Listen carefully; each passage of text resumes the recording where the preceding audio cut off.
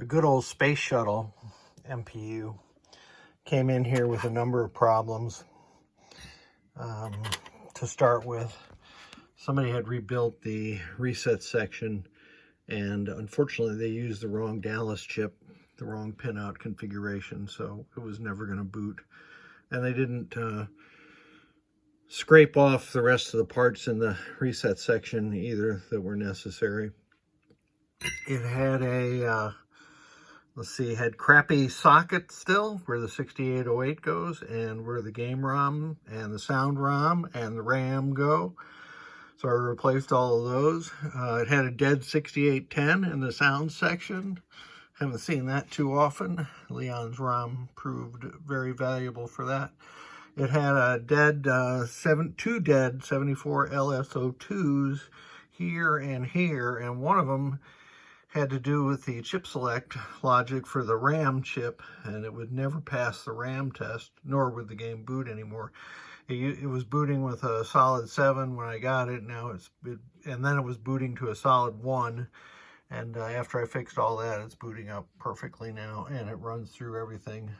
There may have been some other things. I'll catch it in the invoice for the individual. But boy, this thing was quite an adventure. So let's boot it up.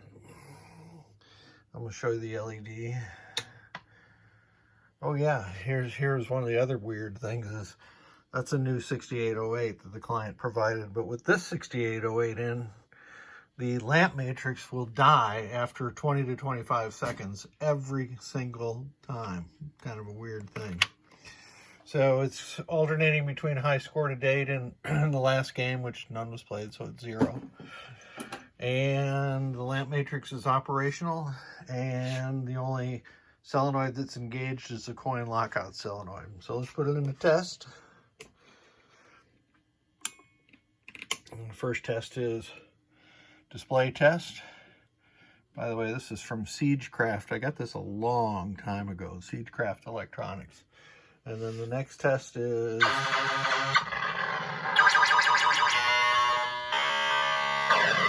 sound test, and there'll be no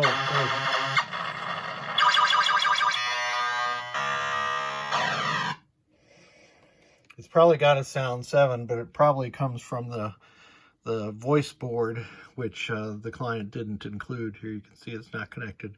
And I did implement a jumper here, W10, for when you don't have the voice board connected. So when the client gets this back, I'll ask him to clip that jumper off. We're in lamp test mode now, and you can see everything's operating properly there. And the next test is solenoid test. And System 9 didn't multiplex their solenoids, so this is just going to go 1 through 16 and then repeat 1 through 16.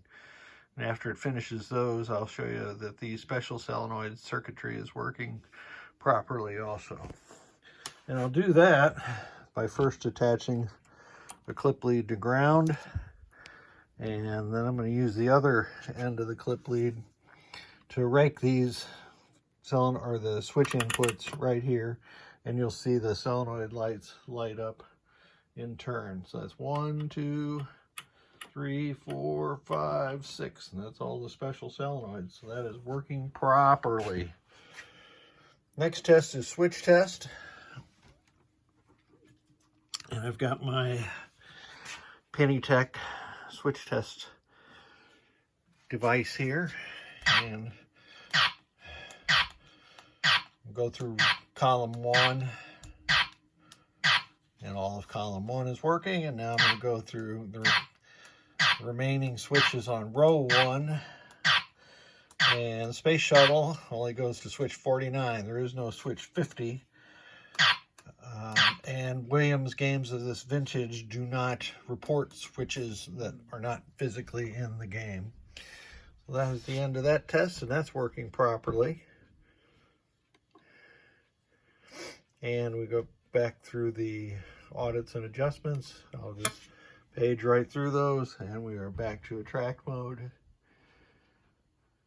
Lamp matrix going and alternating again. And again, the only solenoid that is turned on is the coin lockout solenoid. It's been a while with this board. It was quite an adventure. So many issues to deal with on it, but it's good to go. And I did install an NV RAM like I do on every game that comes through here. I just don't like setting up for any more alkaline damage. Also replaced the power input header, and there are a couple of headers down here that warranted replacement also. They had terrible fractured solder joints. So good to go. Thank you again for sending the board, and we'll get the Space Shuttle MPU back to you as soon as I can.